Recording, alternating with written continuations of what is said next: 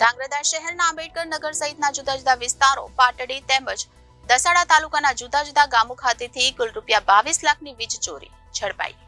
PGVCL વર્તુળ કચેરી સુરેન્દ્રનગરના અધિક્ષક ઇજનેર A.H. વાઘેલના માર્ગદર્શન હેઠળ તેમજ પીજીવીસીએલ ધાંગધ્રા વિભાગીય કચેરીના કાર્યપાલક ઇજનેર J.B.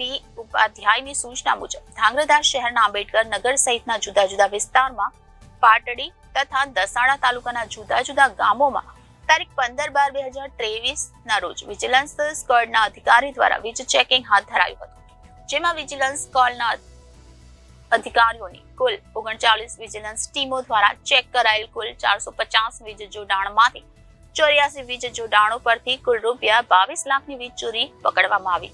આમ વીજ ચોરોને વીજ ચોરી કરાતા રંગે હાથ ઝડપી તેઓને કુલ ₹22 લાખનો દંડ ફટકારતા હાલ ધાંગધ્રા શહેરના આંબેડકર નગર સહિતના જુદા જુદા વિસ્તારો, પાટડી તથા દસાડા તાલુકાના જુદા જુદા ગામોના વીજ ચોરોમાં ફફડાટ ફેલાઈ ગયો છે. વધુમાં કાર્યપાલક ઇજનેર ઉપાધ્યાયે જણાવ્યું હતું કે આગામી દિવસોમાં વીજ ચોરોને પકડવા વધુ વિજિલન્સની ટીમો દ્વારા કડક ચેકિંગની કાર્યવાહી હાથ ધરવામાં આવશે. Bureau report Janadesh news, Surendranagar.